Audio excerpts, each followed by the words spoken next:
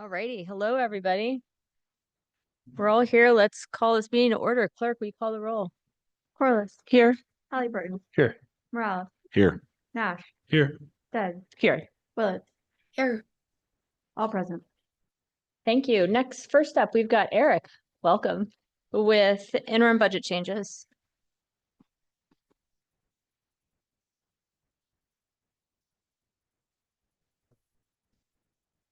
Thank you very much, Madam Mayor, members of the council. We have 5 interim budget changes for your consideration this afternoon.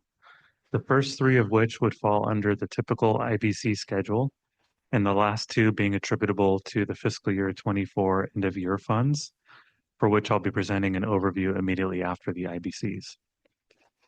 The first item is a $10,000 budget neutral appropriation to fund a public-private partnership between the city, the developer, and the Idaho Transportation Department to relocate an attached sidewalk that runs alongside State Highway 21 near the intersection of Grand Forest. A traffic fatality occurred at this location earlier this year. The developer has agreed to extend the existing detached portion of the sidewalk the rest of the way into a new development, keeping a wide setback from the highway. Since the new sidewalk will be built safe distance from the road, the extended detached sidewalk would help to improve bicycle and pedestrian safety in the area. The increase would be funded using the City Council strategic planning contingency. The second item is a $50,000 appropriation increase to provide sufficient budget authority to transfer $1.2 million in the Integrated Library System Growth Fund out of the Heritage Fund to a new third-party administrator that will manage the consortium of Idaho libraries. The administrator will maintain a shared materials catalog for all participating libraries. The funding that would be transferred represents the consortium's fund balance and was accumulated from system share contributions from the participating libraries. The third item is a $500,000 appropriation increase to fund improvements to the Ridge to Rivers Cartwright trailhead. The requested increase would be partially offset by a $200,000 grant from the Foundation for America's Public Lands. The remaining $300,000 would be supported utilizing open space and clean water levy funds. The proposed trailhead improvements would improve amenities and provide safer access to the trails, paved parking spaces, dedicated equestrian parking, and a new restroom. The fourth item is a $950,000 increase to the operating contingency to be held for use during the fiscal year 26 budget development process. These funds are available due to unallocated funds realized during the closeout of the fiscal year 24 budget. In the past, these resources have been used for one-time programs such as the property tax rebate program. The final item is a $2.7 million appropriation increase for the emergency stabilization of the Union Block building, which was condemned as unsafe in November of 23.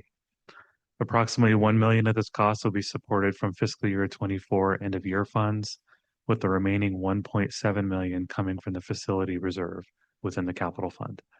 With that, I'd be happy to stand for any questions. Madam Mayor, just a comment on here. Gotten some questions about this. I'm not going to get into specifics, but just want to state on the record that the city has legal recourse to recoup funds spent on the repairs related to the Union Block building. If anyone had questions about that. But Madam Mayor, I'd just like to make a comment, mostly comment of gratitude to Councilmember Halliburton for his help on working on our sidewalk reallocation over in District 4. Really good opportunity to be able to work with our state transportation department and Hawkins development to look at a piece of sidewalk that is used by many already and will be used by more to make it safer and in light of tragedy that happened earlier. So just very grateful for those partnerships that our city does have to look at ways that we can improve our infrastructure, make it safer for our kids and families. Madam Mayor, I might just add on to that a little bit. I think, one of the things I was really excited to see early on when Councilmember Morales started was trying to figure out how to make a difference, where we can with the funds that we have available. And when something terrible happened in this community, immediately reached out. We went out to the site where the crash occurred and tried to figure out what was possible. I was in a great position where I had relationships with the developer over the years and with Idaho Transportation Department. And it doesn't cost $10,000 to relocate a sidewalk. It costs about $125,000. And so I want to highlight the partnership between Hawkins Development, Idaho Transportation Department, ESI Construction, the City of Boise, and Councilmember Morales leveraging City Council contingency funds to make this a safer, better spot. One of the things that I was reminded of is that these spots exist all over, and where there is development, we have a chance to correct those areas. And this is an example of why we do that. But this is also one of those things that easily could have been left undone and could have slipped through the cracks if it wasn't for Councilmember Morales bringing it forward. So again, I'm very grateful to you and to all the folks involved in getting this stretch of sidewalk fixed in a way that's going to be safer, better, and a really fun place to ride. Also, I just want to thank our Parks and Rec staff as well for using grant dollars in conjunction with the city funds. It's always great when we can figure out partnerships out there, grant funding to support these different projects. I'm excited to see us continue to make our trails more accessible to the community. And so I think that this is a great way to do that at the Ridge Rivers Cartwright Trailhead. So thank you for the hard work there.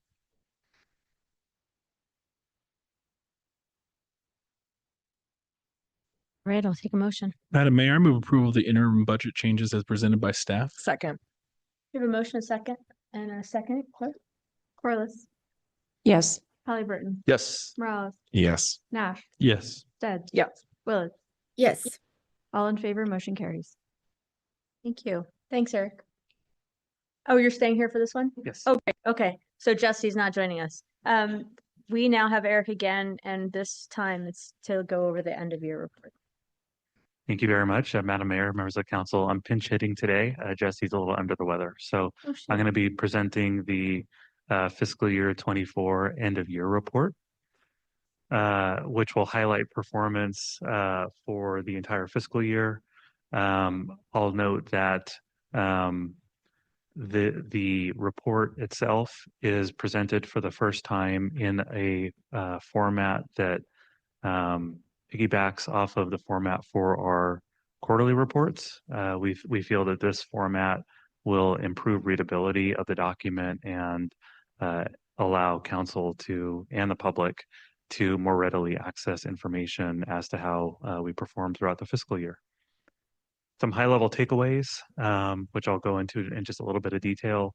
General fund revenues and expenditures largely finished the year within expected ranges, as did our other funds as well, our enterprise funds and our special revenue funds. The report itself includes an economic summary on pages 8 through 11, where employment, unemployment figures, construction activity, and airport passenger activity is included. I've highlighted on this slide unemployment rates, and you can see Boise comparing favorably to Ada County, the MSA, the Boise MSA, Idaho, as well as the United States. Throughout the fiscal year, unemployment rates range between 2.7 and 3.3%. General fund revenues performed slightly better than expected. You can see on this slide a 94.1% budgeted collection rate. However, if you were to exclude the carry forward of $26.6 million, which was available due to prior year resources and wouldn't be reflected on the income statement as revenue, approximately 102.5% of revenues were received. You can see that there were a handful of categories that were above budget, a handful that were below. I'll do just a quick little overview on a couple of the categories that overperformed. Development fees, and the overperformance in development fees was largely attributable to the multi-year Micron expansion project. We saw higher than budgeted receipts within the other revenue category. That is primarily attributable to the opioid settlement and higher than expected interest income. I'll note that for the opioid settlement income, we do reserve that on the balance sheet for use related to that particular revenue stream. Two categories finished under the budget that I'd like to highlight. First being fines and forfeitures. That underage was primarily attributable to lower than budgeted traffic citations. And I think that can be attributed back to higher than anticipated vacancy levels within the police department. We also saw liquor tax collections come in under budget. That is due to an ongoing decline in liquor sales after we saw some strong growth during the pandemic. We would expect that fiscal year 25 collections may actually come in under budget, and we'll have to look at our budgeted estimates for fiscal year 26 and beyond. The decline is due to changing consumption patterns. We did see during the pandemic larger sales of liquor, particularly at home sales, and information we've received from the state indicates that there just has been an overall decline in liquor sales. If you look at general fund expenditures, personnel was just slightly over budget, which I'll speak to in just a moment. Our non-personnel expenses were just under 81% of budget.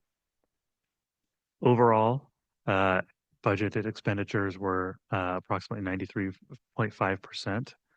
That represents an increase from the prior year's utilization rate of approximately 90.4%. Personnel expenses were slightly over in fiscal year 24. That overage was attributable to two things primarily. First, we saw throughout the year a great deal of progress in filling vacant positions, and the vacancy rate fell pretty rapidly as the year progressed, from 10.8% in the first quarter all the way down to 5.5%. At the same time, we saw police overtime use quite a bit above budgeted levels attributable to their vacancies, and it does take time to get positions out onto the street even after they're filled and in the academy. We would expect to see overtime use continue to trend down in fiscal year 25 and beyond. Madam Mayor. Eric, could you quantify the police overtime overages? Madam Mayor, Council Member, I don't have the exact number in front of me, but it was north of $2 million. This might be a question for police and not finance, but do we have any data on whether or not our labor needs would be met and we wouldn't need to rely on overtime as much if we are fully staffed with the approved positions? Or do we have any data to indicate that there might be an overtime need even if we we're staffed 100%? Council Member, that is something that we are working with the police department to understand and identify. We do fully expect that overtime usage will decline as a result of having their positions filled, and as of January, they should be fully staffed. Whether or not there is a need to augment the budget in fiscal year 25 and beyond, once we see that, I think remains to be seen, but we do expect it to come down. I don't think this is a comment to Eric, is more just council and the mayor. I would be curious about other cities that have higher number of police per thousand, and when they've rapidly increased their size of their police force, if they still feel those overtime pressures, if those overtime pressures are just natural part of policing, where police officers feel like they have capacity to work a little more. There's always a demand you could justify, I'd be curious about those things because a motivating factor in increasing the number of police we have would be to reduce this overtime. But I would like to know if that will in fact work if we do staff up.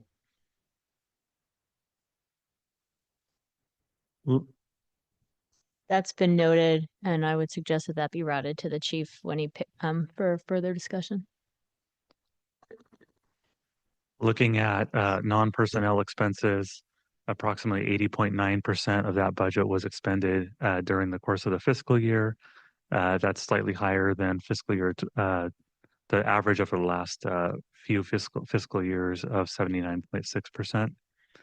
We did see lower than budgeted expenses within grants, contingencies, and professional services, partially offset by higher than anticipated expenses within categories such as vehicle maintenance and utilities. Looking at net available resources, the fiscal year 25, so the current year's budget, assumed that there would be $8.6 million in resources available at the end of fiscal year 24, and that $8.6 million was programmed for use in the current year's budget. Actual resources at the end of fiscal year 24 were $10.6 million, a difference of $2 million. That $2 million was recommended for use as part of the IBCs that we just went over. Approximately $1 million of it going towards fiscal year 26 budget initiatives and $1.7 million going towards the repairs of the Union Block building. If we look at surplus funds over time, this is a chart that we've brought before council in recent years. We've made a consistent effort over the last several years to actually reduce the amount of surplus that we see at the end of the year in order to more proactively allocate resources during the year. And you can see that as a percentage of budgeted revenue in fiscal year 24, we saw the lowest that we've seen, certainly in my time at the city, and probably many years back, at 0.6% of budgeted revenue. So I think that's something to be proud of. It does demonstrate that we've been allocating our resources quite aggressively and proactively. With that, I'd be happy to stand for any questions that the council might have. Eric, could you go, Madam Mayor? Eric, could you go back to your first slide? So you said general fund revenues and expenditures largely finished the year within expected ranges. Looked like I saw a 0.6% surplus. Could you quantify that for us? Absolutely. The points, Madam Mayor, Council Member, the 0.6% is that $2 million. And I guess the word largely references the fact that there are certain categories, as I referenced personnel, that was just slightly over at 100.3%. We had certain revenue categories that were over, certain were under, but overall, we finished within expected ranges. And do you treat that $2 million as one time or ongoing, either in this fiscal year or the next? Madam Mayor, Council Member, certainly we treat it as one time. The uses that were included in the interim budget change were one time in nature. When we develop the fiscal year 26 budget and the 10-year forecast, we do consider performance from the prior fiscal year and trends from prior years to inform our budgeted revenue estimates and our expense levels. But in the immediate, we certainly treat it as one time.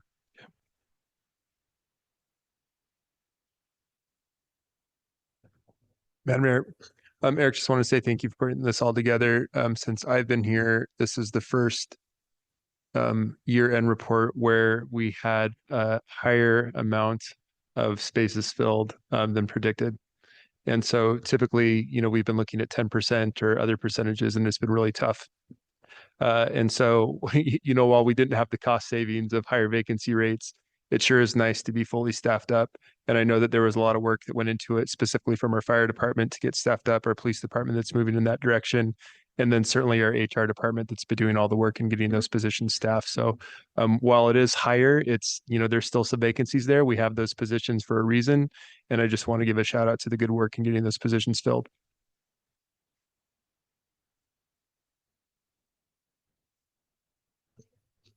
Thank you.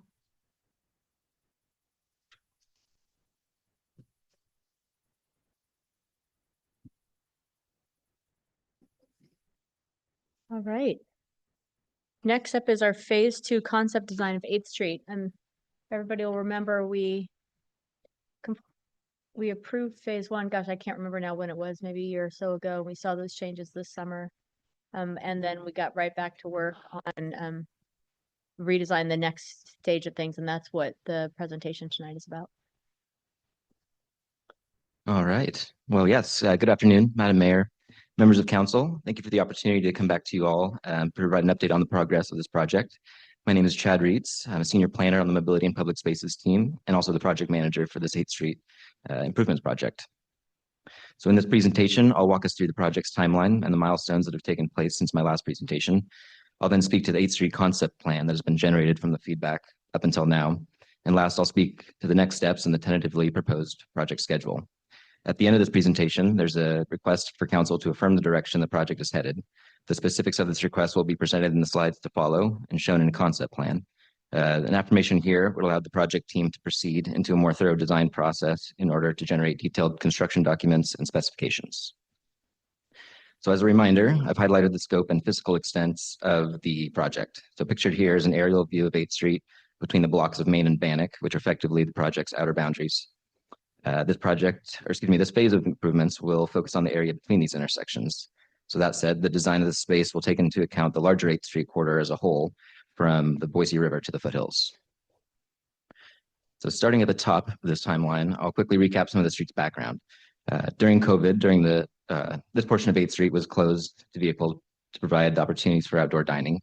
Patios were able to expand across what was once the sidewalk and also a furnishing zone. The piloted configuration required temporary solutions like movable accessibility ramps, barricades, and a reorganization of some of the streetscape furnishings. Since then, much of the feedback from businesses and the public has been positive due to the increased activity in the area.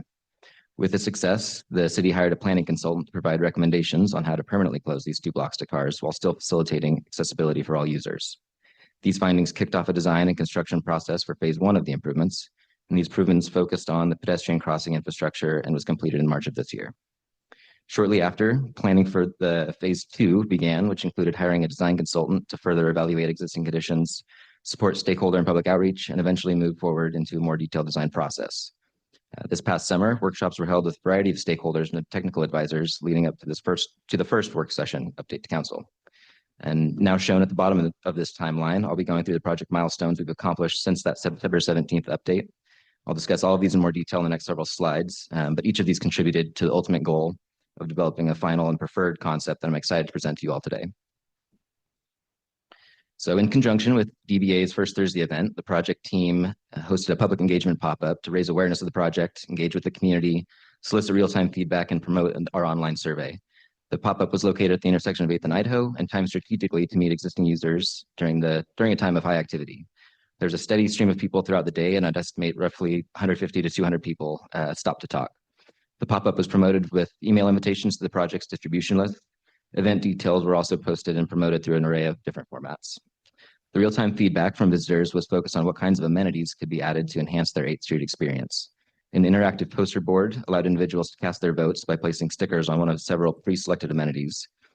If there were desired amenities that were not listed, a whiteboard was available to write down ideas. Several other posters were also displayed, one showing an example of what those options could look like, another listing the project goals, and 2 more displaying conceptual street sections in different ways the street could be arranged. So the October 3rd pop-up event launched the online survey, which remained open until October 20th, so just over 2 weeks. The same communication channels as the pop-up event were used to raise awareness of the survey.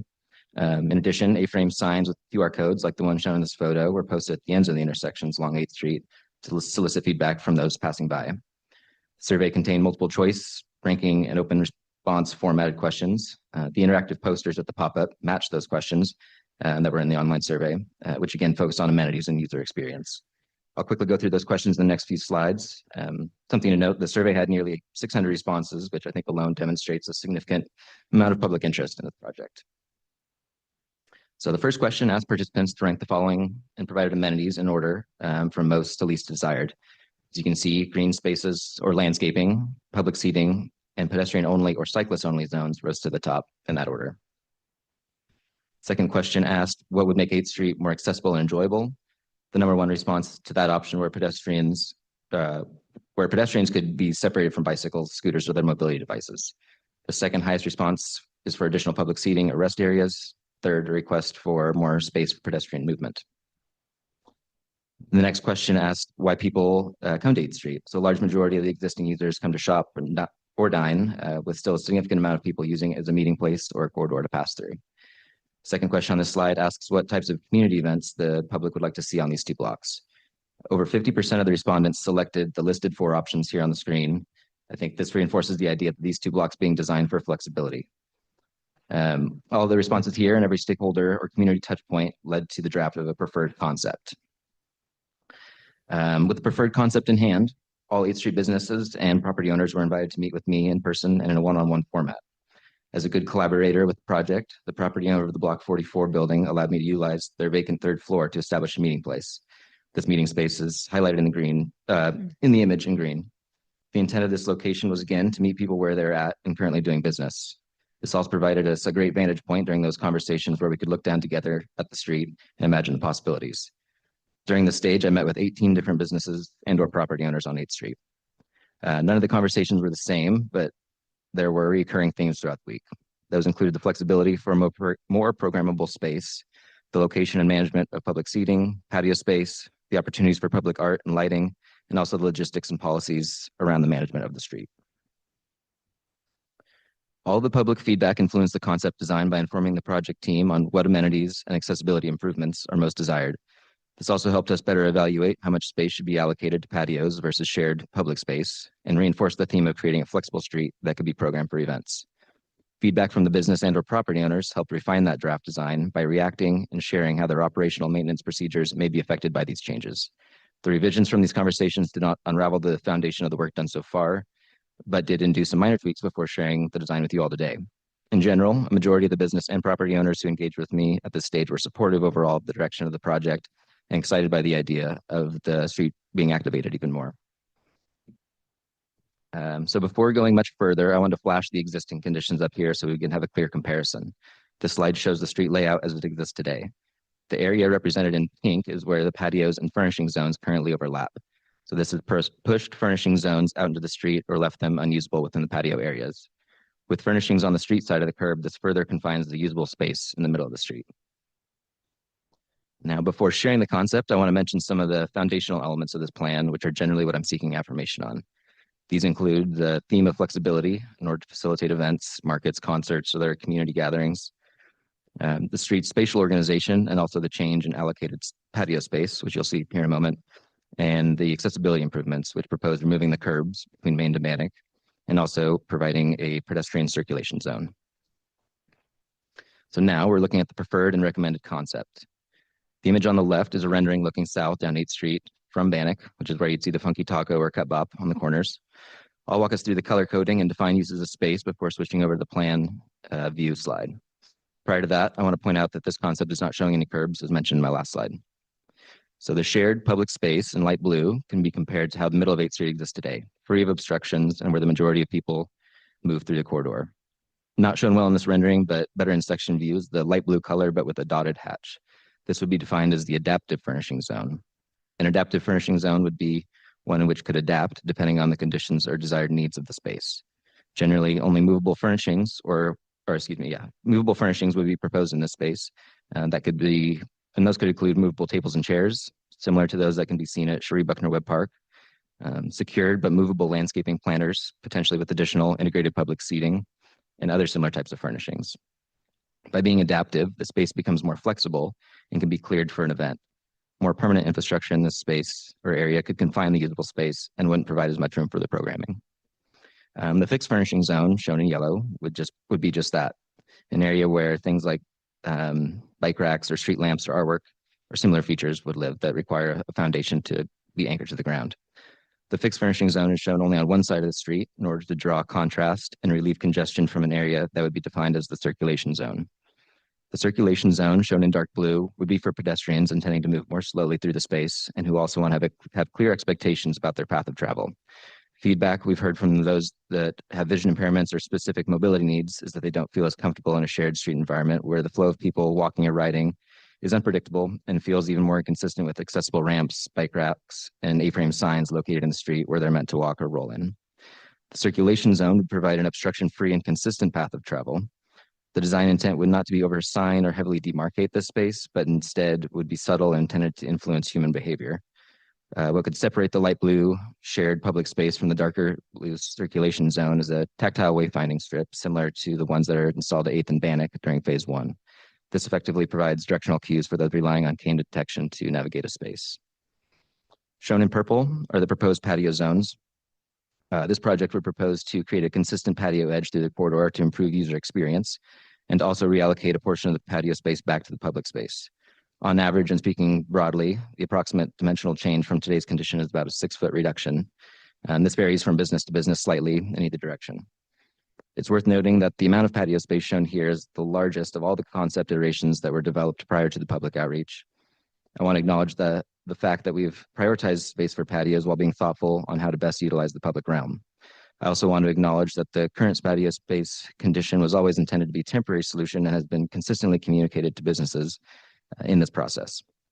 Last thing I'll mention about the patios is that the dimensions shown here are larger than what any business had prior to COVID. So this would effectively be a middle ground between then and now.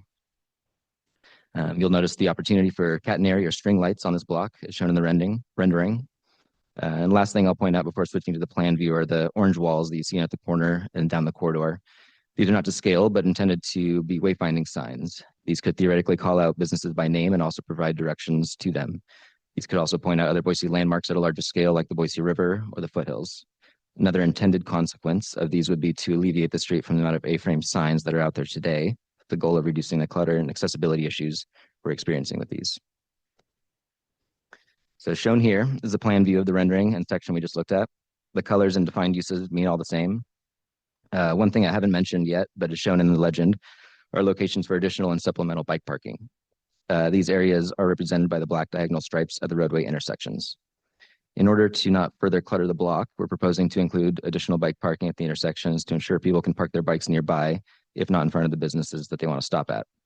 Overall, the types of bike parking solutions will be explored further as we move into the next design phase. Another element shown here, not in the rendering, is the intersection of 8th Street and the Freak Alley and the Union Block Alley. So what's represented in this concept is the opportunity to identify that spot as a transition and a mid-block node that connects another activated public space. This can be done through a changing of paving material and or color, or there's some form of pavement art. The light green circles here represent the existing trees. We're currently proposing for them to remain since they're in good health. However, there are benefits to replacing some of them if we find it advantageous once we gather more information during the design phase. The darker circles represent new trees or simply additional landscaping.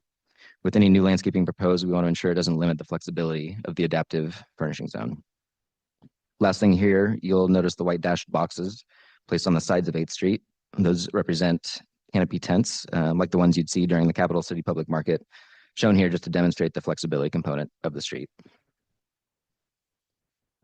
So since we're already in plan view, I'll just keep it that way and move to the Main and Idaho block. Color coding is the same, but obvious differences to note. You'll see that the adaptive furnishing zone are aligned with the newly proposed groupings of trees. So this would be a design leap towards creating a street for people and intentionally stepping away from a street designed for cars. This is done by creating a subtle sense of meandering as you approach the middle of this block. This central area is intended to be further activated with public seating, suggesting this is where you would slow down or sit instead of just pass through. This also acts as a transition node located at the bottom of the Main and Marketplace escalators. All that said, emergency and service vehicles will still have access and the ability to serve those 2 blocks as they do today. Boise Fire needs aerial access for part of this block, but there still exists an opportunity for overhead string lights above the middle area shaded in gray. There's a unique opportunity on this block that doesn't exist on the other. There are geothermal lines underground here that serve adjacent buildings. The project team is exploring how we might create an art piece that is not only educational and engaging, but potentially interactive with the warmth from the geothermal lines below. This would be an exciting storytelling opportunity that we're looking forward to exploring more. Again, shown in this block are more opportunities for additional bike parking at the intersections. Last note on this slide is that you'll notice the larger patio space on the top right. This is due to the building here being slightly more set back from the street. So in creating a consistent patio edge, you'll see that they have slightly more patio space available to them than their neighbor does. Here's a perspective and 2 section views of that block. So the patio difference I just mentioned can be seen when comparing the left sides of section A and B. The right side of section A closely resembles the existing patio condition of the businesses adjacent to the escalators at the main and marketplace. In red, you can see a conceptual placeholder for that geothermal art piece. Another important characteristic I'd like to address is that the view shed looking down the street in either direction is maintained. So in other words, depending on where you're standing, the Grove Plaza towards the river and the foothills would still be visible if you're in the middle of the street. Understanding that's a lot of information, I want to summarize here some of the most significant changes and recommendations brought upon with this design. That being the removal of the curbs, the adjustment of patio fencing, the inclusion of pedestrian circulation zone and an adaptive furnishing zone, and the addition of landscaping, public seating, and bike parking. I'd certainly be happy to flip back to any of these slides and share more, answering more questions, but I next want to touch on the proposed next steps. So shown here is another timeline, starting with today's work session. With an affirmation a day, a more detailed design process can begin with confidence that we're headed in the right direction. In parallel, and shown at the bottom of this timeline, would be a process where we'd be engaging with a general contractor to help verify the feasibility of the design and provide cost estimates at design milestones. The goal with these estimates would be to better understand how the project costs are trending and the funds we intend to request during the fiscal year 26 budget build process. To provide an order of magnitude, our design team helped generate a very rough construction cost estimate, which is in the ballpark of $3 million. Again, that's highly approximated without much detailed design to speculate from. It's worth noting that with support from our city's grants team, we'll be exploring alternative funding sources that might be available to supplement some of the funds that will be needed for construction. I'm proposing another work session presentation in this timeline. This would be when the project is at approximately 75% designed and when we're feeling a little bit more confident with the construction cost estimates. This would be a good time to have council review progress again and offer feedback in case we need to start reevaluating some of the project elements for sake of costs or other feasibility concerns. Should all go according to plan and pending funding availability, a tentative construction start has been identified. This would need to be vetted with the selected general contractor, but in an effort to avoid construction during peak summer, when these 2 blocks are in their most active, and to also avoid middle of winter when construction is its most difficult. This timeline proposes a construction start of March of 26, sometime just after tree fort, should funds be available at that time. To end and reiterate the request, bulleted here are the themes and specific items. Sorry, Chad, can you just go back Sure. back to that slide? So if you started in March, when would we be done? Madam Mayor, the timeline, I guess, would have to be verified with the selected contractor. I don't know if we're prepared to say like how long the duration. Is there an estimate that you have? I don't have a rough estimate, but I would say it's in ballpark of months. Have you talked with, you've done great outreach, I'll just say that, in all this. Have you talked with the owners about a March 26 construction start time? Madam Mayor, yes. So in those business one-on-ones, that was kind of the tentatively floated date. And they were receptive and appreciative that it wasn't in their peak patio season. So your expectation is that we could be done by peak patio season? Or getting near it, correct. Great. Yeah. Okay, thanks. Madam Mayor, Chad, along those same lines, I would imagine that it would make more sense for the business owners to have a winter construction rather than starting off in spring. Is that something that's come up? Madam Mayor, Councilmember Nash, I think the construction timeline is still very tentative, so I'm not prepared to land on a particular start date. I do know though that there are spring events, and I think ending prior to the start of tree fort may pose a similar constraint. So I'd love to come back with to you all with a more refined timeline on expectations. Do you know if the construction planning that you've listed here from July to March, do you know if that has to take that long, or is that just there as a placeholder because March is when you'd like to start construction?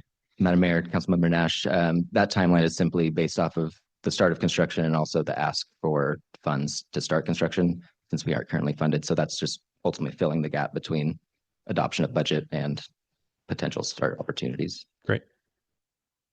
Madam Mayor, I have a few questions if now. I know that you had one more slide. Was it just to ask for questions or is there My more next slide is ultimately what the direction I'm trying to affirm. Okay, with why this don't, I'm discussion. sorry, why don't you go ahead and finish Okay. and then I have some.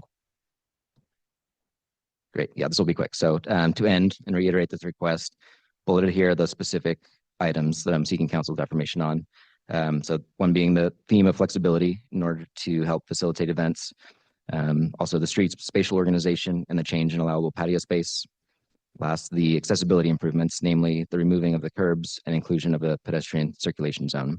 And ultimately, I guess at a high level, that council supports the project team in moving to the next phase of this concept as the foundation of the design. So with that, I will now stand for questions. I think you have. Madam Mayor, thank you so much, Chad. I really appreciate all the work that's been done here. And I know it was a tremendous amount of outreach. I saw a couple of times teams around the city getting feedback from folks, and people seem to be participating enthusiastically. So I know that everybody will appreciate it. And it's a very dynamic space. And it seems that the recommendations are in line with capturing a lot of the goals that our residents have. So really, really well done. So going into some of my questions, first, I know that it was never the city's expectation necessarily that those extended patio spaces be a permanent allowance, but I wondered if there has been any communication with businesses post-COVID or more recently about that expectation. I know that some of those businesses have turned over in the last several years, and just want to make sure that that's not going to be coming as a surprise that might impact their business plans. Sure. Yeah, Madam Mayor, Councilmember Stead. To my understanding, the time that preceded me here at the city, that every conversation or touch point, including the phase one development and improvements, was kind of relayed that those were temporary solutions. And then certainly every touch point in this phase, the second phase with those business one-on-ones and everything, that was also relayed and what those expectations were. So, I mean, they've enjoyed the patio space that they have had for as long as they've had it, which I think is longer than anybody had expected. But surprisingly, most were receptive to the changes that were proposed in this preferred concept. Thank you. Madam Mayor, can I ask another question? So I wonder, I know that I know that CCDC is also looking at a few blocks north of this area for some construction. I think that construction is going to happen sooner, but I just wondered what if the other projects in the area come into consideration when you're working on these timelines and the way that those impact businesses. And then I guess also about the timing with the March thing, I totally get that it's not, we don't have a contractor yet, so those conversations haven't really begun, but it sounds to me like it is very much on your radar, the impact of the events downtown and the businesses peak seasons. So I appreciate that staying in the forefront of your conversations and figuring out what does, if we can do winter construction, if we whatever makes the most sense. I trust that that's on your radar and you'll work through that to the best of our ability. But so the question I had around timing was just, do you consider other agency projects and how that might further impact businesses downtown? Sure. Yeah, absolutely. Madam Mayor, Councilmember Stead. Yeah, I'm aware of the CCDC project that you mentioned. My understanding is that will start sooner than later, and its duration will, terminate by the time this project, I think, is probably ready to go. That said, we are highly focused on what impacts to businesses that this project might induce. And so as part of that general contractor onboarding where they're reviewing feasibility, there's going to be an additional set of business outreach opportunities where we're trying to understand the phasing and how we might best communicate what's happening and limit the impacts to everybody, whether that's during the time, what time of year it is, how we phase the construction. So all considerations that are going to be noted. Okay, thank you so much. I would express my support to continue the direction that you're on, so that we can continue to learn more and really vet out these recommendations. Thanks, Chad. Madam Mayor. Oh, go ahead, Lucy. Thank you. Madam Mayor, I have a question for Chad. Sure. Hey, Chad, thank you so much for the presentation. A couple things. One, in terms of the budget, are we thinking that this would be general fund, or what would be the fund sources? And then I think it'd be helpful just to kind of take us back to why we're having this conversation to begin with. because this is some really incredible opportunities here to make a change, but I'd like a little bit of context on why we're here. Sure, Madam Mayor, Council Member Willetts. So to your question about the budget, as I mentioned in the presentation, we are seeking alternative funding sources through grant opportunities, none of which we've identified to speak to today. My hope is that that would help supplement some of the asks that we try to build into the budget of fiscal year asks of 26. And so I think working with our Department of Finance and their team there, we can kind of identify ultimate sources and how this gets funded. In terms of why we're here and why we're going through the prioritization this project, it's ultimately the temporary solutions that we've been living with for a long time. So 8th Street has been close to cars, and ultimately it's been a great success that I think we all want to see continue to succeed. So in order to do that, we're going through more permanent infrastructure upgrades that improves the accessibility for all of our users there. Also with the hope of further activating it to support the local businesses even further. In addition, I think with the temporary solutions that we have now, we have a lot of what were permanent fixtures that are unusable. So really it's reorganization and being intentional about growing this area as a pedestrian friendly and car free street. Madam Mayor, just a couple questions here. I know that we've done some work getting rid of the curbs. We've done some works with some pedestrian circulation and some things to assist people with visual impairments. Has this sort of passed the muster of our cross disability task force at this point? Are there any other asks that we haven't been able to fulfill in the process, or are we there? Madam Mayor, Councilmember Halliburton, I would say, generally a lot of the phase 1 improvements were focused on kind of the crossings of these streets, right? And the inclusion of that pedestrian only or circulation zone was a strong request of our cross disability task force. They're a key stakeholder in the project and the process moving forward, certainly. As we step through and develop more design details, they'll be sure to be able to vet out any recommendations that we're proposing as we go along. Great, thank you. Yeah, I think the only question that I had was sort of that area in front of the escalator and the balcony where it sort of changed the streetscape just a little bit, and if that was going to provide any sort of issues with people with a variety of different disabilities. So just kind of keeping that on the radar. And then also, if one of the goals is the flexibility, also looking at that area and evaluating how permanent some of those fixtures are that we sort of put into the streets, because if it becomes permanent, we lose a little bit of that flexibility for using those events for a variety of different festivals. Other than that, I would say that it looks great. I would affirm the direction as well. I think this is what we want to see. I'll still continue to advocate for drinking fountains in the area. We had our youth climate action team a couple of years ago talk about heat islands and people who were experiencing homelessness and the difficulty in finding just some water to drink. And I'd say if we're talking about events and flexibility, having water available for folks, whether it's filling stations or drinking fountains, still something I would push. And I appreciate the extra push for the additional bike parking on the corners there. I think it makes sense to get it in there, but then also to have stuff on the edges to not try to stuff too much stuff in a space that we can't handle. So great job. And from my point, keep moving in that direction. Madam Mayor? Yes. Yeah. Hi, Chad. Thanks so much for the presentation. I just have a couple of clarifying questions. Would you mind going back to the slide with the layout?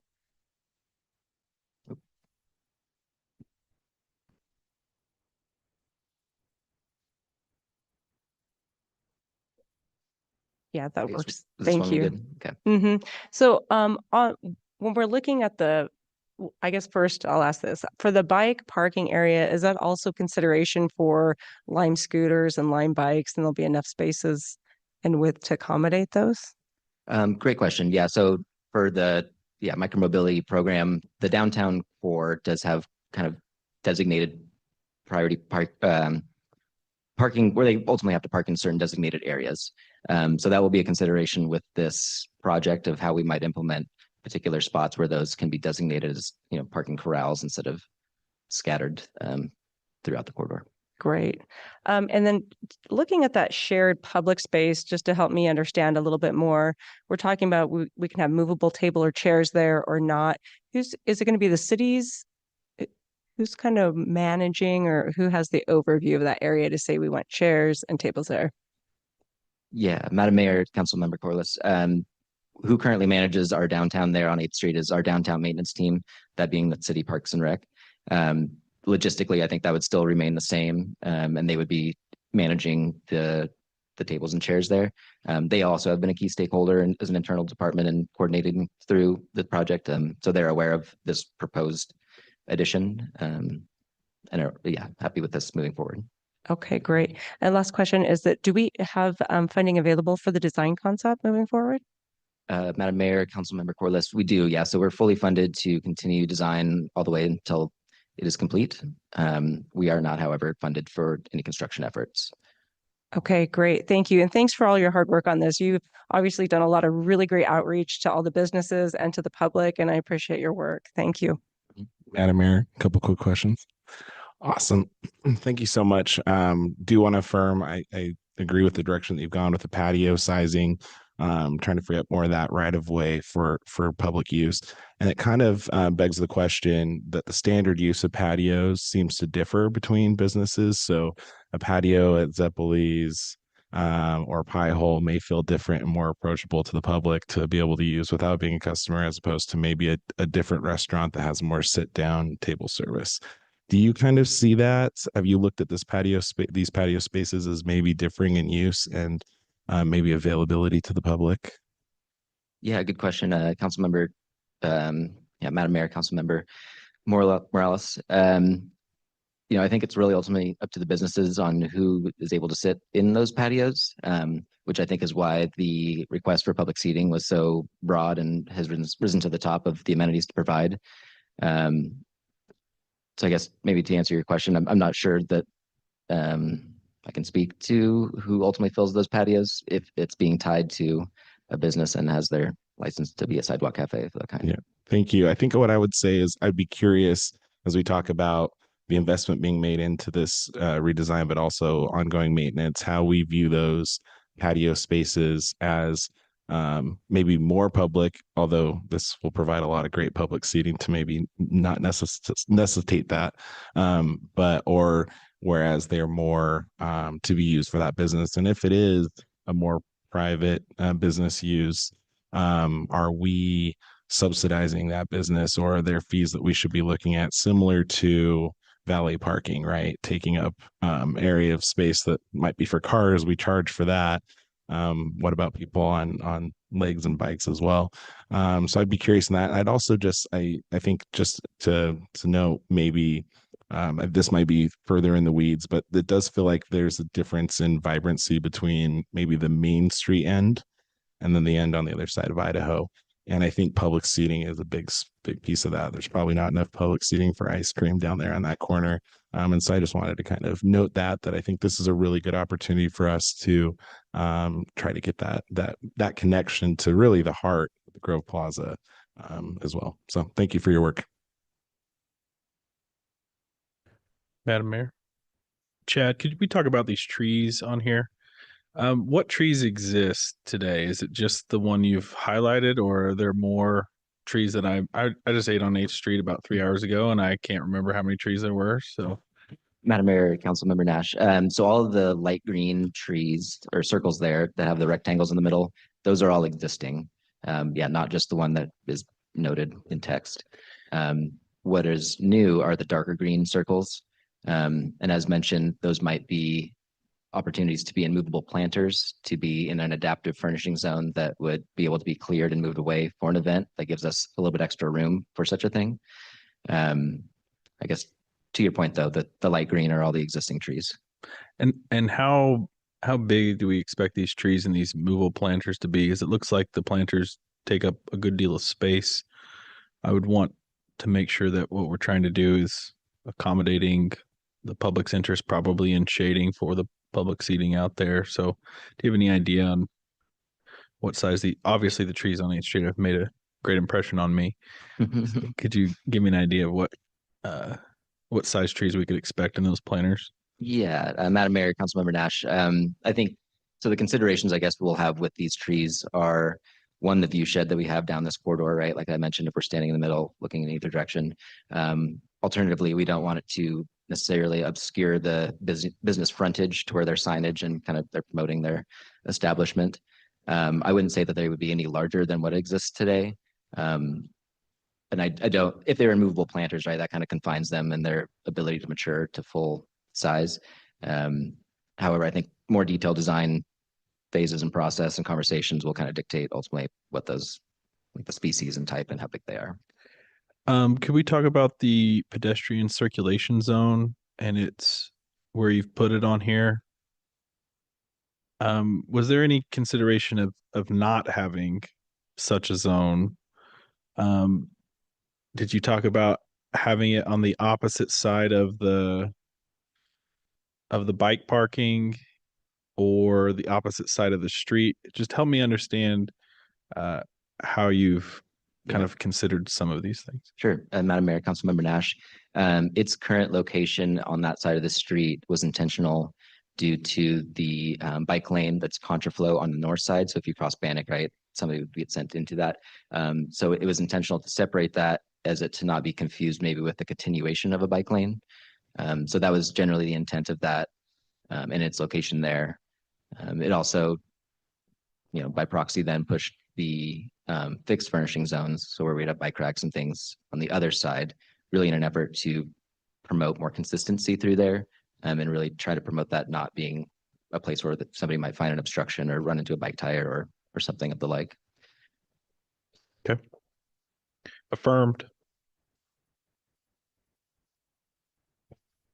All right, affirmed it is. Thank you very much. Right. This is great work and super exciting to see the plans on paper. Really look forward to having the discussion about different ways to fund this moving forward, when we're at that point. But thanks to the whole team that's worked on this and to all the folks along 8th Street that engaged in the process. Thank you. All right, Chief, come on up. So we've got some updates to Boise Fire. The Chief is here for this. And then when he is finished, we've got Brad Bolin here. And I guess we've got a whole team. I'm sorry, guys, my eyes aren't working tonight, so I'm squinting at everybody. We got a whole team of folks here, but then we will do an overview, kind of after action report and what's next on the Valley Fire, but we're separating those two pieces out. So first, Chief's here on department updates in general. Awesome. Thank you, Madam Mayor and members of council. I'm hoping to get it affirmed as quickly as the last speaker. That was great. I am going to present on 2 items that are very important to the fire department, not only for the safe, effective response of our firefighters, but I believe also for the community. And it's certainly something, those 2 things are 4-person staffing and the concept of squads. And what does that look like in the city of Boise? I'll go to 4-person staffing first before I start the slideshow. When I was hired 4 years ago and the mayor and I sat down, I really understood some of her priorities and the priorities of the city. Some of those things were Station 5, for example, Station 13, for example, in the Northwest. And then one was to work to develop a plan to articulate for 4-person staffing and why it's important. It had been talked about for several years in the city. So that is really what we worked on, is to try and develop a methodology that was easily articulatable, that had benchmarks to it, to understand why are we asking for it, and really how does it benefit the community first and foremost. So I'd like to present on that. I'd like to get through the 4-person staffing presentation, then I'll leave some time at the end of that to have some dialogue and questions, and then I'll jump into the squad discussion. So as we look at 4-person staffing, I don't want to caveat this a little bit, but we do have industry standards that we look at. It doesn't mean that's what we drive local decisions based on, but I do think it's important for a department to look at what are those industry standards and how do we compare against those. And those industry standards, I point first to the National Fire Protection Association, NFPA, I'll use the acronym now. One of those chapters is 1710, and that looks specifically at fire department response and staffing for paid fire departments. There's another section, 1720, that focuses exclusively on volunteer departments.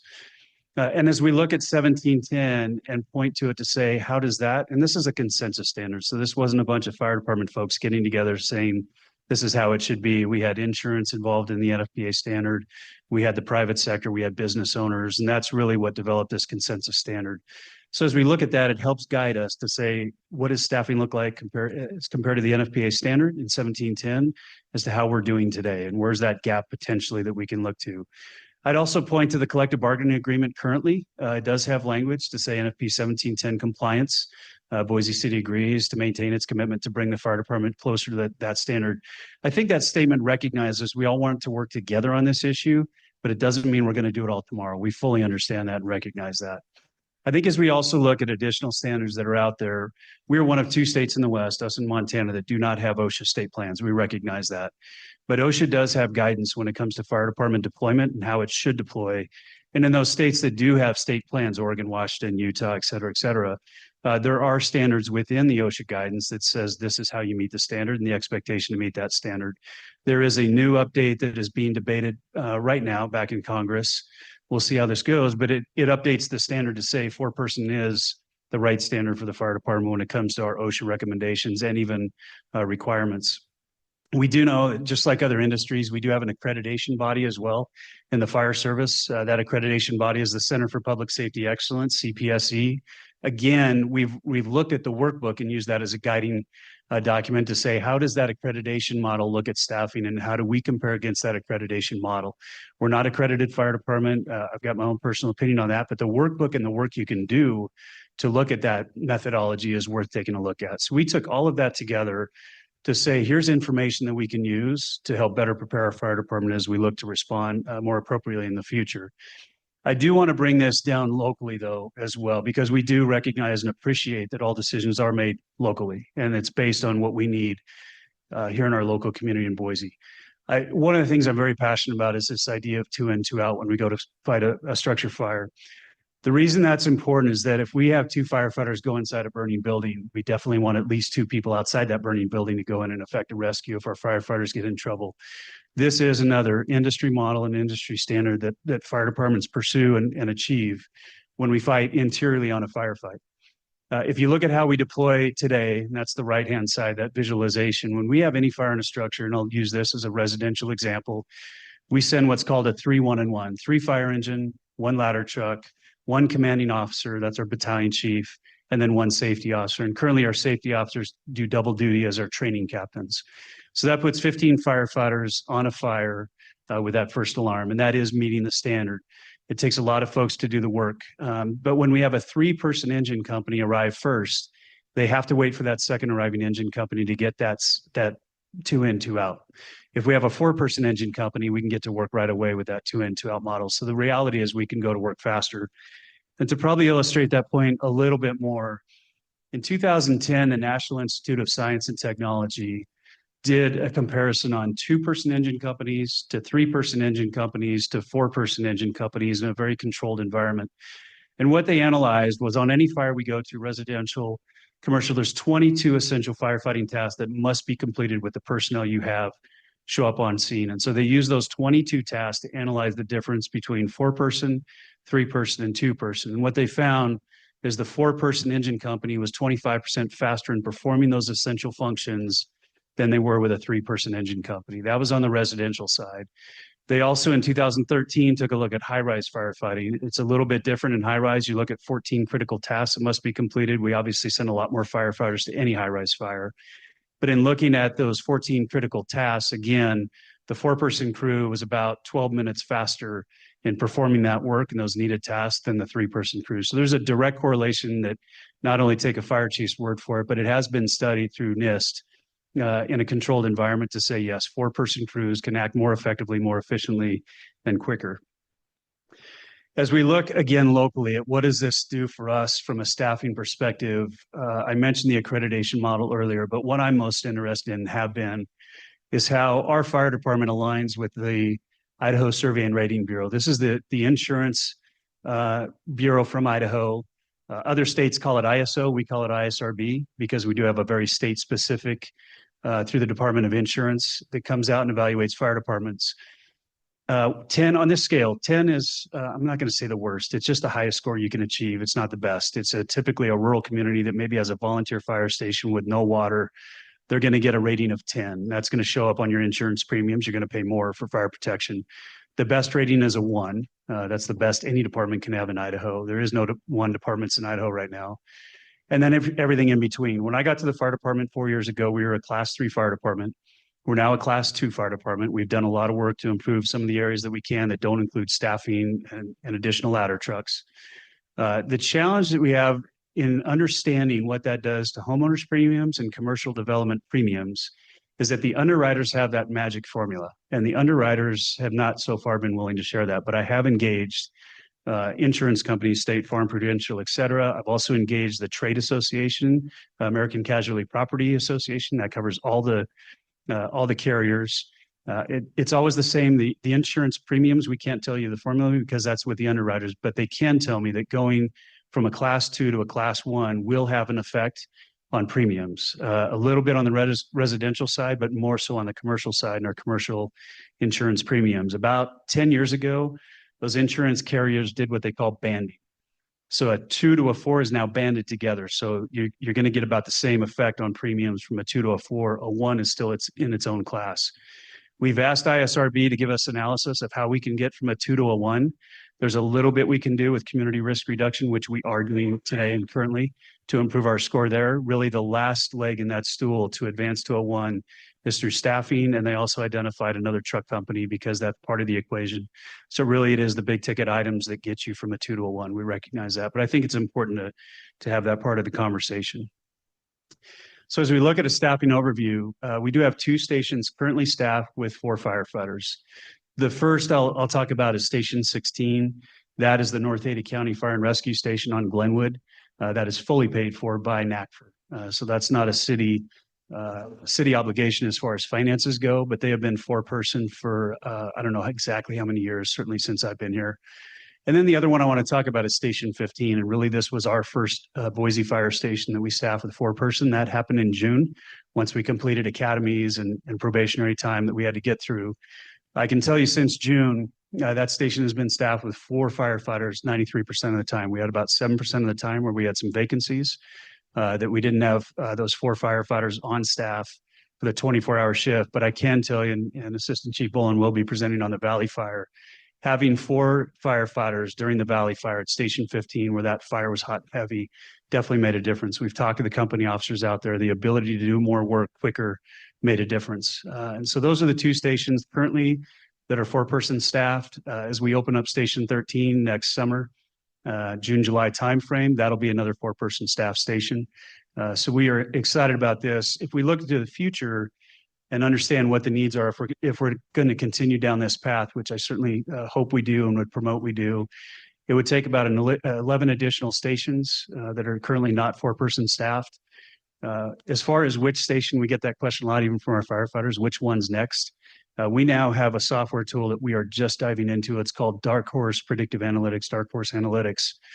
It allows us to take years and years of historical run volume, so call volume, call type, all of it, to understand what the history has been in every part of our city, but then also layer in what the future looks like. So where we know we have developments coming, we know we have impact coming, we know we have roadway changes, we can bring in that information as well to really give us a good understanding of what's next, what's the priority. So that is the difference. There was a question about the difference in cost between 3-person, 4-person. You can see that difference in cost there.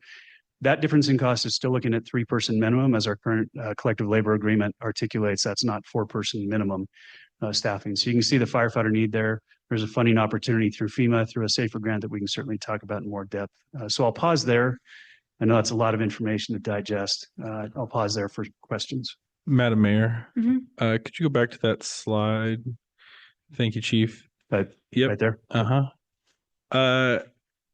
In the Mario conversation, I remember the number 3.5 being thrown around as a cost for a fire station staffing.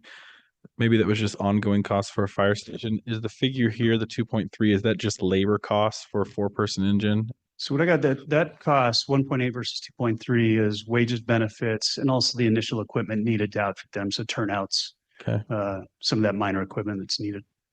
So the additional costs, ongoing costs associated with, like, do we have another 1.2 million annually associated with maintaining a fire station above and beyond labor, wages, benefits? I'm guessing that's pretty close with M&O and the ongoing costs of M&O, keeping the lights on, all the maintenance that you have within a firehouse. That's probably where that other 1.2 is being looked at. Do we have any figures on, could you go back to the insurance slide? Yep. Do we have any figures on what our staffing would need to look like to achieve class one?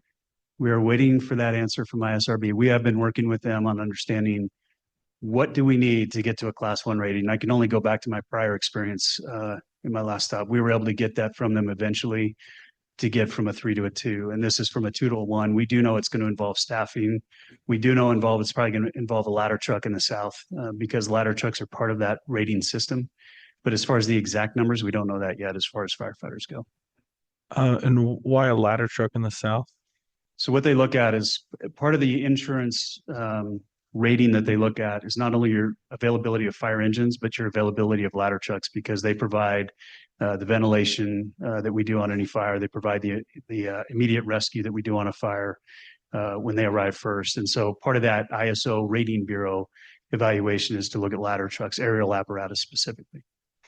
When we were debating Murillo, I had a member of the public reach out and suggest that we do volunteer fire services in the South. Yeah. Having grown up in a rural community with a volunteer retired department, I explained all the reasons why my neighbor's house that was burnt to a crisp is not a good reason to have that. But would it be also be fair to say that if we provide lower levels of service in different parts of the city, that it will not only affect like how we that general level of service, but it could also impact insurance rates across the city? It could because those firefighters aren't full-time, number one. But the easier answer, I love volunteer fire departments. It's a great thing for many communities.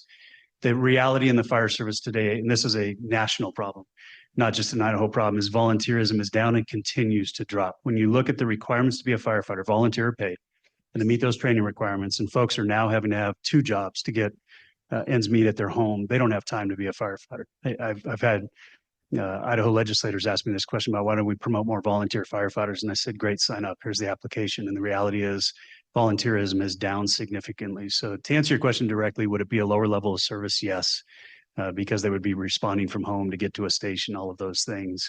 And on the insurance side, we wouldn't get credited for full-time firefighters through that. Okay. One more question. If you go back to the previous, 4-person staffing, do we know how this impacts EMS calls? Like, how do you think about it? Because I mean, I assume that's a large portion of the calls you get. How do you think about 4-person staffing as it relates to those emergency calls that are non-fire? Absolutely. So I'll hit on that a little bit in the next presentation. That's a squad. But even 4-person staffing on medical calls, if we look at the most critical of calls, cardiac arrest, traumas through car wrecks, et cetera, they didn't do studies on 4-person staffing effectiveness, but I can tell you anecdotally as a former medic, having 4 people on a fire engine show up on a cardiac arrest is worth its weight because everybody has an assignment. Especially with changes to CPR. That was a big change for us where 2 minutes of CPR and then you're rotating people through that CPR where you're doing it sometimes for 20, 30 minutes on an individual. To get adequate CPR, the new standard is you rotate crew members through that CPR. So having that additional body on a cardiac arrest call, for example, an EMS call that's critical is there's no studies, but I can tell you anecdotally, it's worth it. Yeah, Madam Mayor. Just a couple questions, and I guess just something to clarify. The ladder truck also needed because of the industrial area that we have in the south as well. Is that correct? Correct. Yeah. Okay. Correct. Yeah. Because I mean, looking at the size of the buildings that we're putting out there, I'm going to guess that that's an additional need even outside of this. Are there any insurance savings for us with a 4-person staffing? I have to imagine that it's a safer model as well, and that there's potential cost saving for our own insurance. Probably for our own buildings, I would guess. That's something I could certainly engage the insurance industry on, but certainly for our residential and for our commercial, Yeah. yes. So more savings for outside the city than necessarily inside. And then can you go to one more slide or maybe 2 more slides forward? I know that this is a much larger conversation, the one that talks about the FEMA grant. I know that that's a much larger conversation, but because you have it on there, I just want to make sure that maybe in a minute or so that you can let us know a little bit more about what is that FEMA Safer grant and the funding opportunity that exists there. And so FEMA has 2 grants. One is an AFG, one is Safer. Safer is specific to people. And with the Safer grants, if you get accepted, that covers 3 years worth of full costs for the firefighter salaries, benefits, et cetera. It also covers your equipment costs of that initial equipment costs. It also covers, lastly, your training costs. So those academies that cost us roughly $65,000 or so for an academy, that cost is covered as well. That covers 3 years. There's no reduction in federal dollars that come over those 3 years. It used to be staggered. Now it's not. The reality is, if you're going to do it, you have to be able to say in year 4, we're ready, right? We're ready for those costs. That's the big conversation. And that becomes available each year, or is it? Each year. Okay. That's And every okay. year that funding alternates. It goes up a little bit. For example, this year it went up. The president had a budget number, sent it to the House. The House actually raised it. And then in other years it drops down a little bit. So it's really dependent upon politics in DC. Great. Thanks for keeping that on our radar. Madam Mayor. Chief Niemeyer, thanks so much for this presentation. It's really helpful, especially to see the numbers behind what it's going to take to get to for a 4-person engine staffing level. I had a couple quick questions in regard specifically to South Boise and the areas of town that are currently short on fire hydrants because they may be on wells, so the fire hydrants aren't readily available. In that situation, when a lot of times we use a water tender truck, at those stations, thinking of the Whitney Fire Station on Overland, is the staffing out there, I believe, is a 3-person? Do they have to wait for someone to come in in order for them to have another person to drive the water tender to the fire? Great question. Yeah. So that would be Station 14 on 5 Mile. When we have a fire out in that area, we do send engine 14 right away with those 3 people on that fire engine so that they can get work started. We will then have somebody come back in behind them and get the water tender to take it out to that scene. With a 4-person staffing as an example, we could send 3 on the engine and send 1 with the water tender. So we would actually have that complement going together. That is a broader conversation. That's part of the conversation with the Whitney Fire District, because that is one of our areas that we contract with Whitney to help serve. Yeah, Madam Mayor, a follow-up. So Chief Niemeyer, on that, when you're waiting for someone, how long does it usually do we have ideas on how long that takes for someone and where they're coming from? Is it Fire Station 17? Yeah, all depends on availability and what we have available to get to Station 14 to pick up that tender. In a perfect world, on a perfect day, I'm going to anecdote. My ops division chief might correct me, but Station 11, I'm making an assumption here. Station 11 that is down off Executive or Emerald would come to Station 14 to pick that up and take that out if they're in service and available in their station. It just depends on what we have available at the time. Okay, great. Yeah. Thank you. Yep. Madam Mayor, quick question. So we're talking about the Safer Grants, Meridian applied for and received. Do you know what the current status of that is? And is there things that we have learned from their process that will help us? Yeah, I think the thing I've always known with SAFER is make sure there's good collaboration and good conversation between council, mayor, the fire department, and finance department to make sure everybody's on the same page, that we can accomplish that. I think the other thing we learned watching them is once you get a SAFER grant, the clock starts day 1.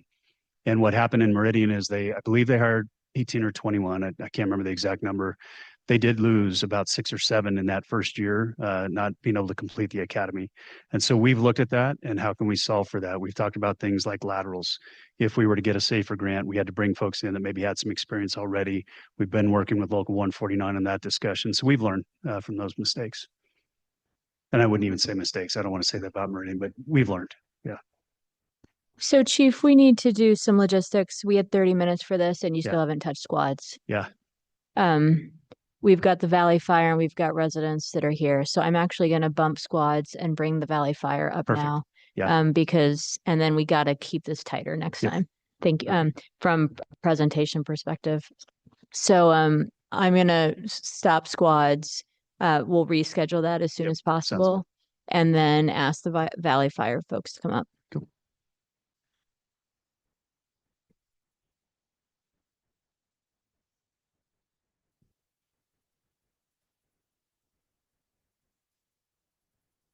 Good evening, Mayor, members of council. Recognizing that you recently received a memo regarding the Valley Fire and ongoing recovery efforts, I intend to give an overview of the incident, our team's current actions, next steps, ongoing considerations for the impacted community, and to answer any questions you may have. So the Valley Fire started approximately 4 a.m. on October 4th. BLM responded and assumed incident command of the Valley Fire, which burned nearly 10,000 acres. multiple property owners to include federal, state, and private ownership.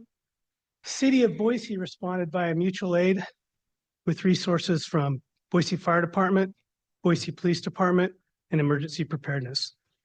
In total, over 100 public safety personnel responded. Emergency notifications were set for ready and set. No-go evacuations were necessary.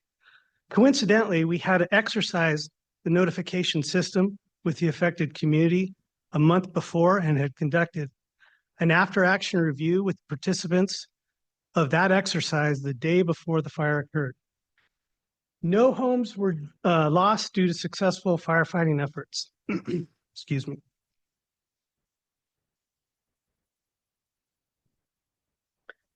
Our current actions, City of Boise has formed a working group, Boise Fire, Public Works, Office of Emergency Preparedness, and Parks and Recreation. I'd like to acknowledge Jim Party from Public Works, Rachel Holford and Mallory Wilson from Emergency Preparedness, and Lisa Duplessis from Parks and Recreation. Referenced in your memo is an initial risk assessment of the area from the U.S. Geological Survey. It indicated that a localized rain event of a 1/4 inch of rain in a 15-minute period posed a moderate flood risk. Forecasting from the National Weather Service indicates that we will be in a 6-month period of stability concerning weather, which could potentially cause debris flows in the burned areas. Considering stakeholder collaboration, both the BLM and the Idaho Department of Fish and Games have been in constant contact with us, and both agencies have started revegetation efforts on the upper and middle slopes. So, based on that information, it was determined that a more comprehensive site assessment is necessary. Public Works has initiated a partnership with a company called HDR, who is currently under contract. They have started that and have begun their initial assessments. Some of that was completed on November 24th. If you reference the slide, some of the lower elevations, they're currently not as high of a risk. The middle elevations are a little bit more of our concern. If you reference the map at the beginning, Maynard Gulch and Highland Valley Gulch are the 2 areas of concern. The upper elevations are snow covered at this time, and we intend to have a site visit to those soon.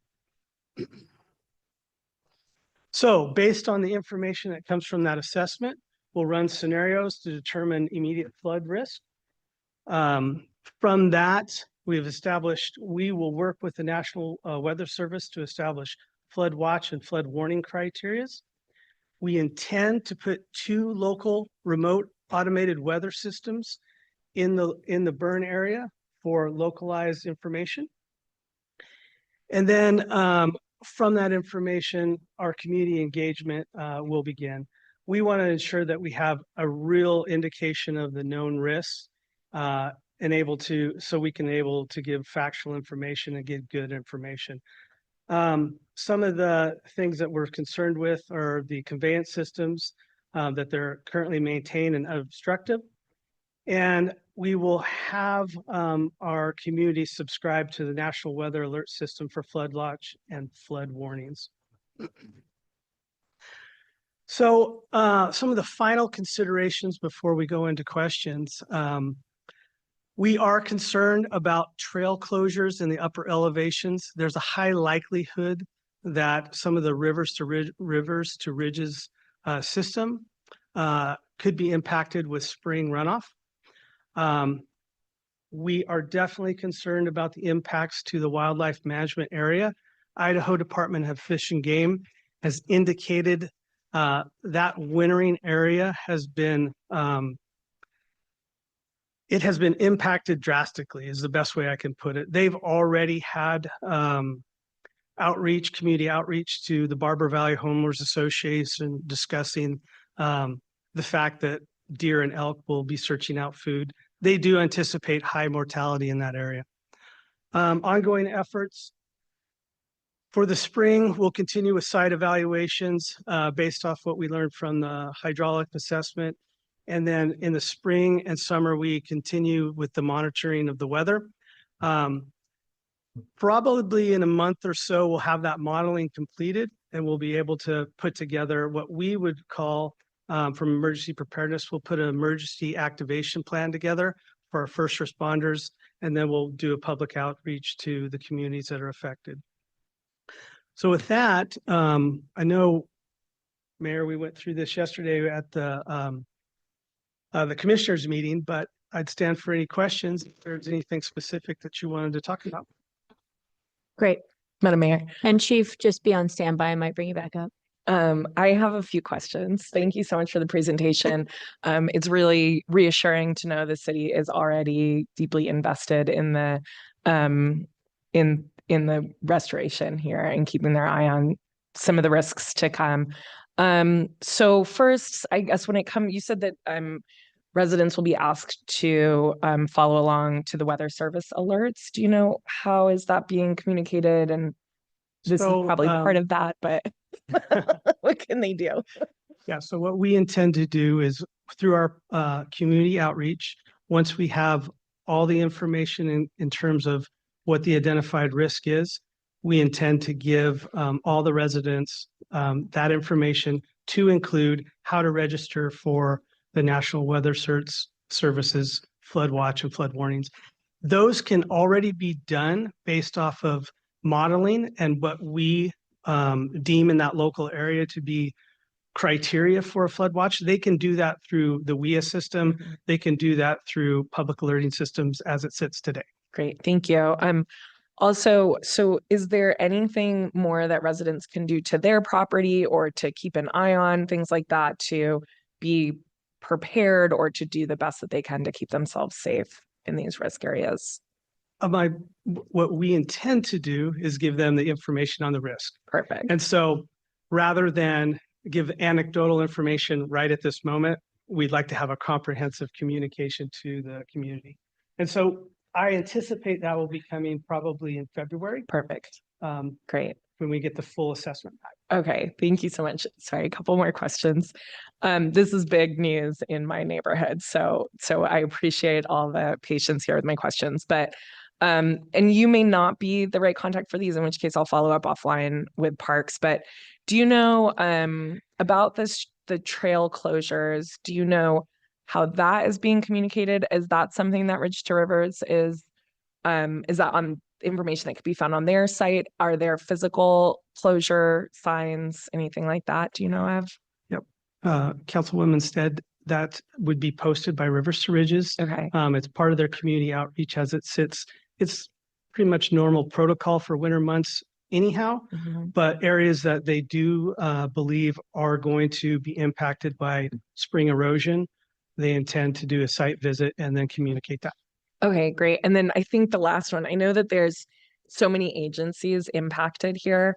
Is there any control over restoration happening on private land? Like, are there any efforts for that? And then I guess who is each agency sort of managing their own section of land, or is there kind of an overall project coordinator agency?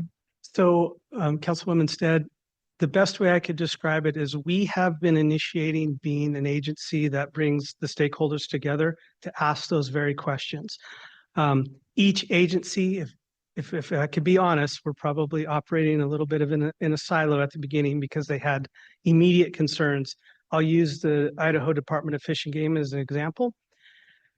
They were very concerned about the mortality of their deer and elk populations, and so they were very concerned about their wildland management area.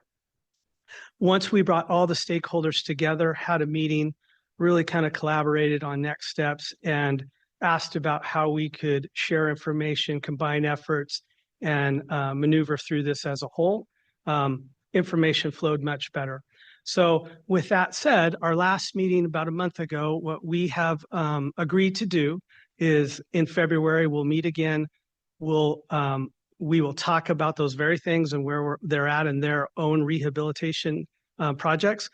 But I will say this, as far as the lower slopes and the majority of the land that was not fishing game, The Bureau of Land Management did aerial seeding as much as possible. And I know that some of the local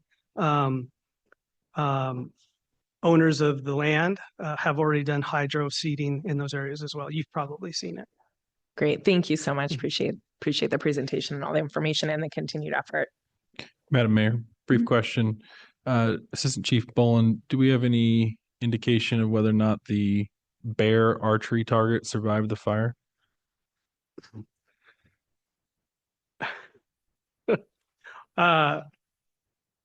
Based on It the did not. picture that I saw post fire, it looked like it survived. Thank Um, you. Thank you for that.